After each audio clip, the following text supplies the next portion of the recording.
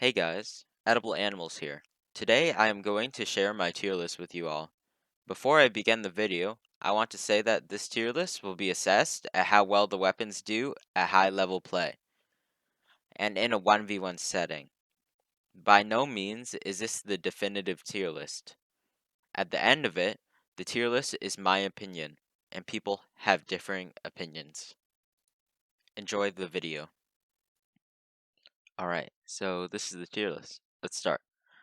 So, first off, we have Crossbow, and I just say that this is the probably the worst weapon, simply because it wasn't designed for 1v1 fights in mind.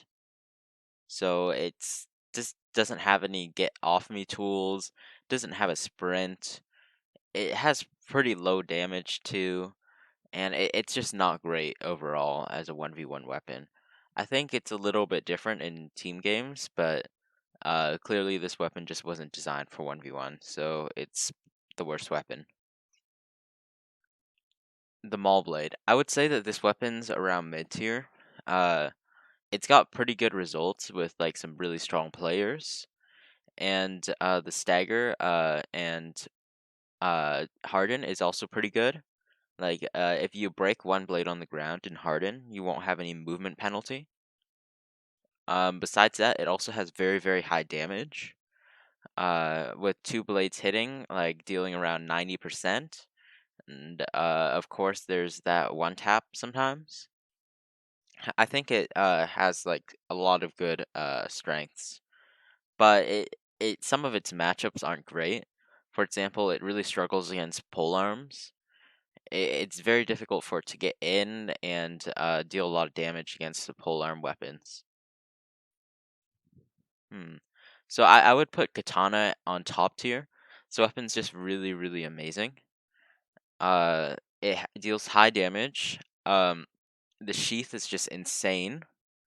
Like, it's basically like a shaft, but better because it doesn't break your own blade, and you can even like store it in the holsters. I'd say the only like big weakness with Katana is its regen, but even that isn't that horrible because its parry hitbox is absolutely huge. The parry hitbox, like a lot of people don't know this, but it's basically half the weapon. So its parry is pretty good. All right, let's get to shield. I would say shield is a low tier weapon. This is like because it's just not very good. Like I guess you have shield bashing.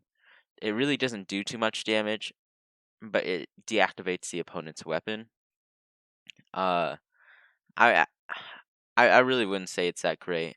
This weapon really doesn't have too many good results, and there's really not too much of a reason to use it over like one handing the weapon. Like it just gets really beaten up by like harden, and the shafts just like break through it. I would say it really doesn't have very many winning matchups either. Like the only winning matchup it might have is like against green shuriken. Like but that's just because like sword shield will just out damage green shuriken. So that's not super significant. So yeah, shield is low tier. It's really not a great weapon. All right, let's get to battle axe. So I think battle axe is a high tier weapon. This is because it's just pretty solid.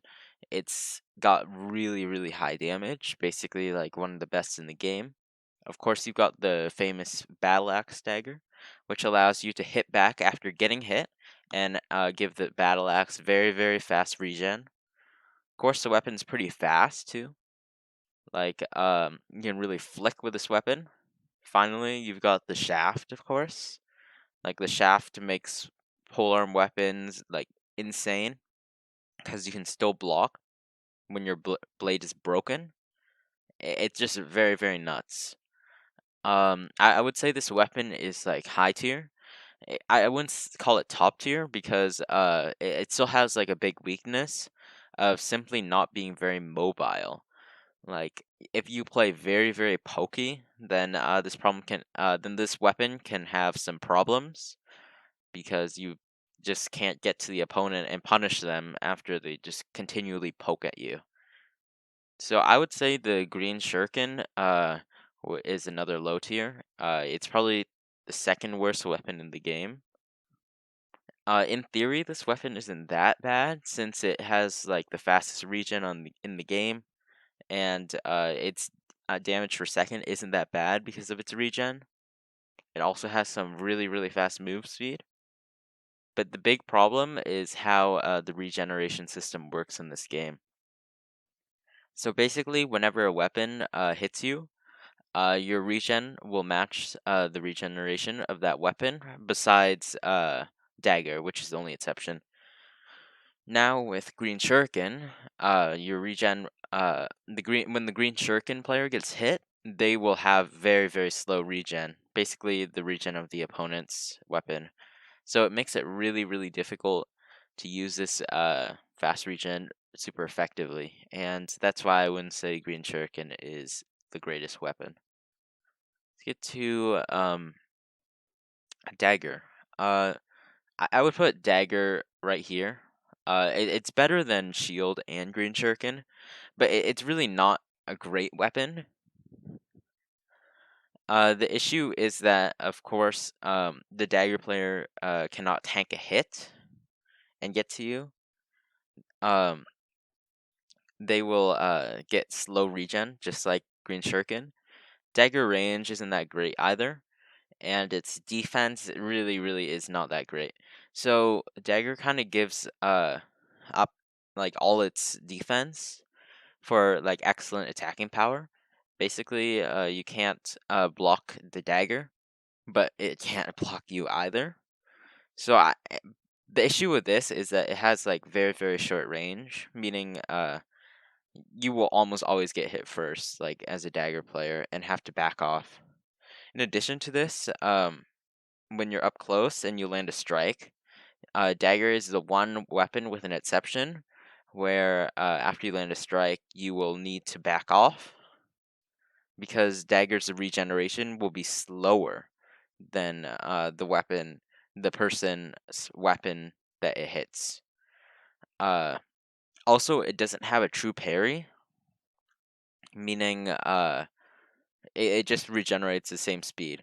Meaning the opponent can still parry the Dagger, but the Dagger cannot parry the opponent. Let's get to Spear. So I think Spear is clearly the best weapon in the game. It's not super disputed here, but the Spear is just amazingly fast. It's a polearm. It's got an amazing shaft, and probably the biggest thing is that it's scary at close range and far range. At close range, you see a lot of Spear players going for like very scary overheads that are very difficult to block. At far range, of course, no other weapon really can like hit you, so that's really good. But unlike Glaive, it doesn't have any damage scaling either, so it's mostly gonna deal like 45 damage, like at both ranges. I'd say it's a great weapon for this reason. Besides that, it's got some versatility with one-handed, two-handed use. And probably the number one thing is that it's got great results. So, like despite like having very few players, the spear probably has like the best results of any weapon. So it's really good. Let's get to great sword. So I think the great sword is going to be a mid tier weapon. It's definitely got a lot of strengths, but it's also got some big weaknesses. So the strengths of the greatsword would include like high damage, a tiny blocking handle, I guess, that you can block when your blade is down, and pretty good defense. Um, so the base weakness, of course, it's huge, like really long regen. Like on blade trade, sword will be at a very big advantage, and basically you can just like hit the opponent who's using a greatsword and then run back. So in that aspect, it also has a problem with mobility, just like the battle axe has. But at the same time, it doesn't have shaft, which is a much better blocking weapon, blocking tool. Now the battle axe also doesn't have the stab, which the greatsword has. And I suppose this does help it with mix-ups a little bit. But at the same time, the greatsword's regen really hurts it in this scenario, where it has the longest regen in the game, and just anything that blade trades or even parries it will mean a huge punish. So this weapon's really a high risk, high reward weapon, where if you make one mistake, you're gonna pay dearly for it. But if you hit the opponent's gonna pay a huge price. So let's put pink shuriken up here. Probably say it's better than great sword. So the pink shuriken's really interesting actually. It's a one-hand weapon that can deal up to 50 damage on sweet spot, and its parry is just amazing. So basically, the hitbox will extend outward from basically the tips, and it will look more like a buckler. Um, the parry is like 2/3 of the weapon. The parry hitbox is absolutely huge. It's absolutely amazing, and not very many people use it too. So it has high damage. It has really good hitboxes, but the one big thing is that it doesn't really have any results. Like we don't really know how practical it is when it's really used at high level. That's why I'd say that it's mid tier. In addition to this, its range also isn't that great. Its range is around is less than green sword and maybe around dagger range. Although it has really good defense, unlike the dagger. So the glaive, my main weapon. So I would say the glaive is high tier. It definitely doesn't feel like a top tier weapon at this point. And the main issue with the glaive is that up close, it's much weaker than weapons like spear. Up close, it suffers damage scaling. So the glaive is basically calculates its damage off of how much you swing. So a longer swing distance will mean more damage. In close range, your swing distance will of course be much shorter because of geometry. And at far range, your swing distance will be much longer. This makes it so that the glaive will deal way more damage at far range than it does at close range. This makes it that so that glaive players really have to try to um, end the fights at far range and take the advantage they can when they fight in close range. I think there are some tricks that glaive users can use. For example, like stabbing as an overhead, which still deals 25, and of course it's got the amazing shaft. But its glaring weakness is bigger than like the weaknesses of the top tiers, I think, which really sets them apart. Now, let's talk about one-handed sword. I would put one-handed sword in the very bottom of high tier, like maybe even high mid tier, but I'd say high tier. It's got some decent results, but I think they're very hyperinflated because just how many green sword users there are. Um, it doesn't have anything amazing going for it. It's got a good move speed, a good range, a decent defense, and it's kind of like a jack of all trades weapon, right? The issue is that it does have a little bit lower damage, being a three-shot weapon instead of a two-shot weapon like some of the other weapons, and nothing just really stands out about the one-handed sword. So some people say that regen locking is better on this weapon, but honestly, locking works with all weapons since regen slows or speeds up to the weapon that hits them. So I would say green sword is okay. Um, it's definitely a good weapon in that it doesn't lose too many matchups. Every matchup on this list, I would say, is pretty doable with green sword. But nothing really stands out.